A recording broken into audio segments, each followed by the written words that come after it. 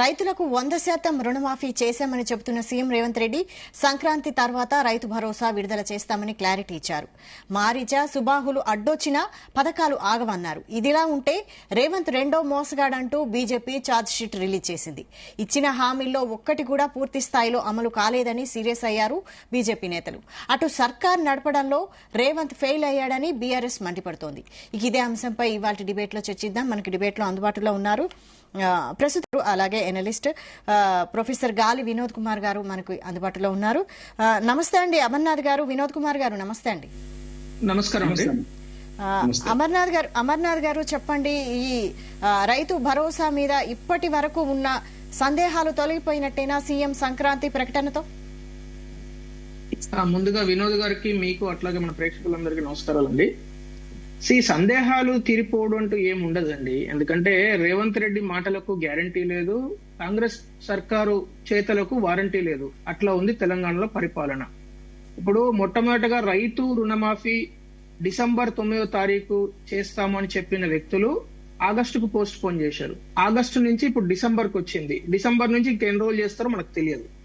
Number 1.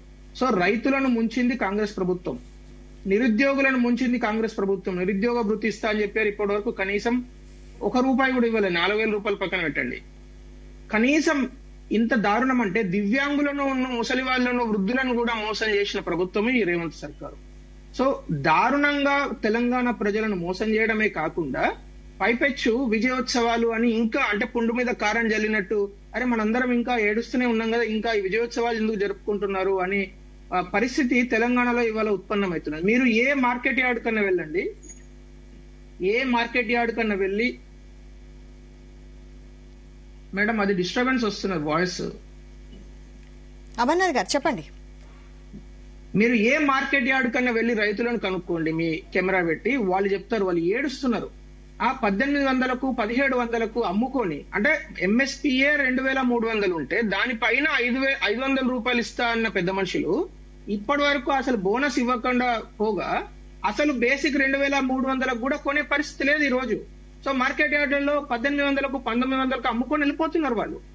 So ఇది తెలంగాణలో రైతుల పరిస్థితి. తెలంగాణలో నిరుద్యోగుల పరిస్థితి మొన్న మనం చూసాం. గ్రూప్ 1 విద్యార్థులందరూ రోడ్ల మీద చూసాం మనం. వాళ్ళందరినీ కనీసం పిలిచి అసలు మీ సమస్య ఏంది, ఎందుకు మీరు ఇంత ఆందోళన చెందుతారని అడిగే పరిస్థితి లేదు, ముఖ్యమంత్రి దగ్గర సమయం లేదు. రైట్. మూడోది, మొత్తం దేశంలో ఎక్కడ లేని విధంగా అతి దారుణంగా పోలీసులను అరెస్ట్ చేసే పరిస్థితికి దిగజారింది తెలంగాణ ప్రభుత్వం యొక్క చేతగానితనం.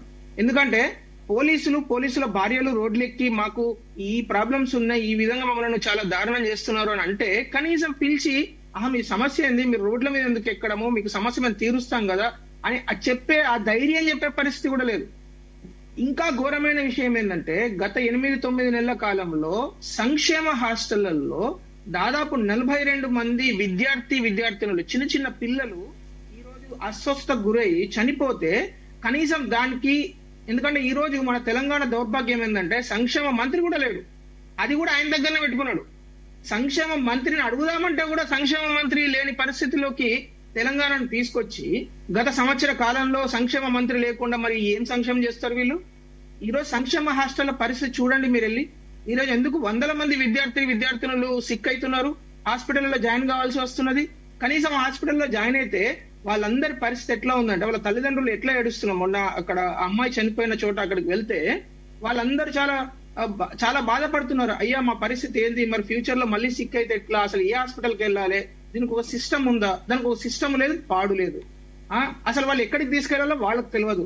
ఎందుకంటే స్కూళ్లలో ఆ లోకల్ గవర్నమెంట్ అవన్నీ గ్రామీణ ప్రాంతాల్లో ఉన్న స్కూల్స్, హాస్టల్, అక్కడ ఉండే ఫెసిలిటీస్ తక్కువ ఉంటాయి పిహెచ్సిలలో, ప్రైమరీ హెల్త్ సెంటర్లలో.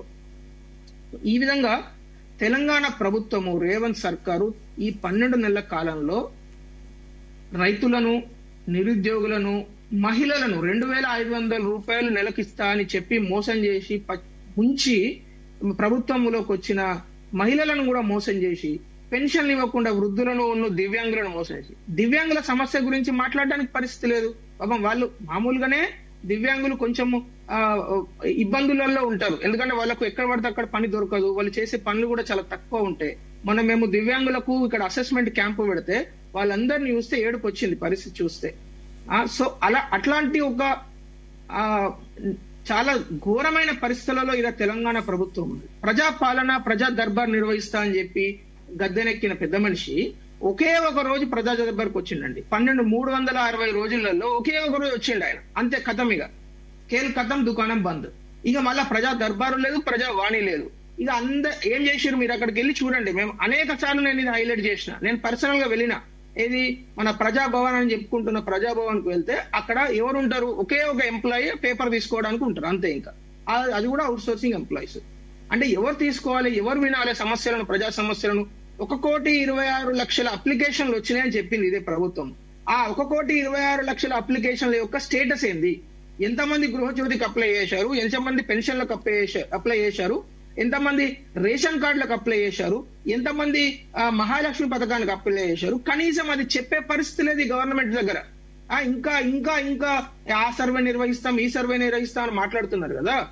అసలు మీకు బేసిక్ గా 1,26,00,000 అప్లికేషన్లు కొలేట్ చేసి వాటిన్నింటినీ ఒక టాబ్యులర్ ఫామ్ లో ఇంతమంది అప్లై చేశారు, మేము ఇంతమందికి ఇస్తున్నాం అని చెప్పే దమ్ము లేదు.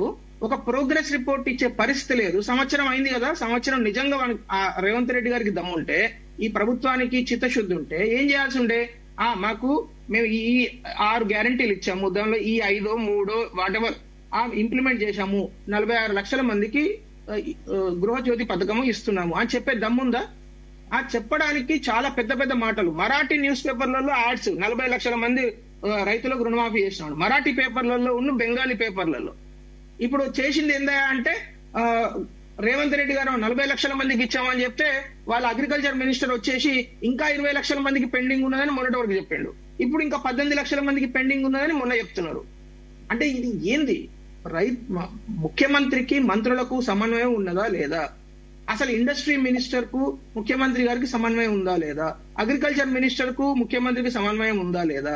ఈ ప్రశ్నలు ఆటోమేటిక్ గా వస్తాయి కదండి. ఇప్పుడు రైతు భరోసా ఇస్తా అని చెప్తున్నారు. నేను ఒకటే చెప్తాను, తుమ్మల నాగేశ్వరరావు గారు కరెక్ట్ గా 2 నెలల క్రితము గాంధీ భవన్ సాక్షిగా రైతు రుణమాఫీ పూర్తిగా అయితేనే రైతు భరోసాకు మేము వెళ్తామని చాలా చక్కగా చెప్పారు. రైతు రుణమాఫీ పూర్తి ఎప్పుడైతుంది అది దేవునికే తెలుసు. రైతు భరోసా ఎప్పుడు ఇస్తాము? రైతు రుణమాఫీ అయిన తర్వాత. ఇది ఇట్లా ఉన్నదనమాట. అన్ని లింక్ ఒకదానికి ఒకటి లింక్ చేసి పెట్టారు వీళ్ళు. రైతు రుణమాఫీ ఈ రోజు కొంతమంది రైతులకు తెలంగాణలో రిజిస్టర్డ్ ఫార్మర్స్, అంటే క్రాప్ లోన్ తీసుకునే వాళ్ళు కావచ్చు, క్రాప్స్ పెంచే వాళ్ళు కావచ్చు, రిజిస్టర్డ్ ఫార్మర్స్ 62 లక్షల మంది ఉన్నారండి. ఈ 62 లక్షల మందిలో ఇప్పటి వరకు వీళ్ళు రైతు రుణమాఫీ అని వీళ్ళ లెక్కల ప్రకారమే 22 లక్షల మందికి రైతు రుణమాఫీ చేశామని చెప్తున్నారు. అంటే మిగతా 40 లక్షల మంది పరిస్థితి ఏంది? వాళ్ళకు రైతు భరోసా లేదు, పెట్టుబడి సహాయం లేదు, కనీసం ఎంఎస్పీలో కొంటున్నారా అంటే అది కూడా చాతగాని ప్రభుత్వం ఇది. అంటే సెంట్రల్ గవర్నమెంట్, కేంద్ర ప్రభుత్వము 100కు 100% నిధులతో కొనండి నాయన అని చెప్తే కూడా కొనలేని పరిస్థితులలో ఉన్నది ఈ చాతగాని ప్రభుత్వం. ఇది తెలంగాణ ప్రభుత్వం యొక్క దారుణమైన ఘోరమైన పరిస్థితి. 10 సంవత్సరాలు మనం నిరంకుశత్వము, మూర్ఖత్వాన్ని చూసాం. 10 సంవత్సరాలు చూసాం కదా, మరి వీళ్ళు ఏమైనా పొడుస్తారని వీళ్ళకిస్తే ఈ సంవత్సర కాలంలో వీళ్ళు ఆ 10 సంవత్సరాలను తలపిస్తున్నారు. 2 పార్టీలు ఏకమైనట్టే పనిచేస్తున్నారు. అప్పుడు ఆయన చేసిండు, ఇప్పుడు మేము చేస్తాం, అప్పుడు ఆయన చేసిండు, ఇప్పుడు మేము చేస్తాం. అదే పద్ధతి. మీరు మార్చండి బాబు, మార్చండి, మార్పు కావాలని వస్తే మార్పు లేదు, ఏమీ లేదు. వాళ్ళు వచ్చినప్పటి నుంచి ఎగ్జాక్ట్లీ 10 సంవత్సరాలు వాళ్ళు ఇప్పుడు నేను మీకు ఒకటే ఒక ఎగ్జాంపుల్ చెప్తే కంక్లూడ్ చేస్తాను. 2023 సంవత్సరంలో సంక్షేమ హాస్టళ్లలో దాదాపు 1000 మంది, 1100 మంది అస్వస్థతకు గురయ్యి దానిలో 12 మంది చనిపోయారండి. అదే 2024కు వచ్చేసరికి వాళ్ళ లెక్కల ప్రకారం 886 మంది సిక్ అయి హాస్పిటల్లో ఉంటే ఇప్పటి వరకు వాళ్ళ లెక్క ప్రకారము 40 మంది పైన చనిపోయారు. అంటే ఏం మారిందండి? దేనికి మార్పు? ఇదా వాళ్ళు చేసింది మనం చేస్తాం. సో దయచేసి భారతీయ జనతా పార్టీ ఇంకా 4 ఏళ్ళు ఉంది కదా, మీకు సంవత్సరం అయింది కదా, ఇంకా తెలంగాణ బిడ్డల రక్తం పీల్చడం మానేయండి. హెల్త్ మినిస్టర్ ఇంతవరకు ఒక ప్రకటన చేసింది కూడా కనిపించట్లేదు. దయచేసి బేసిక్ థింగ్స్, సంక్షేమ హాస్టళ్లు, బేసిక్ థింగ్స్, సంక్షేమ హాస్టళ్లు చక్కగా చూడండి. రైతులకు న్యాయం చేయండి, మహిళలకు న్యాయం చేయండి. ఇంతకన్నా ఎక్కువ ఏం అడుగుతలేరు కదండి. వీళ్ళు అద్భుతాలు చేయాల్సిన పని లేదు, వీళ్ళు అద్భుతాలు చేయలేరు కూడా, వీళ్ళకి చేత కాదు. కానీ బేసిక్ థింగ్స్ మంచిగా చేస్తే కనీసం తెలంగాణ ప్రజలన్నా మంచిగా ఉంటారు. ఎందుకంటే ఇప్పుడు చాలా దారుణమైన పరిస్థితులలో ఉన్నారు.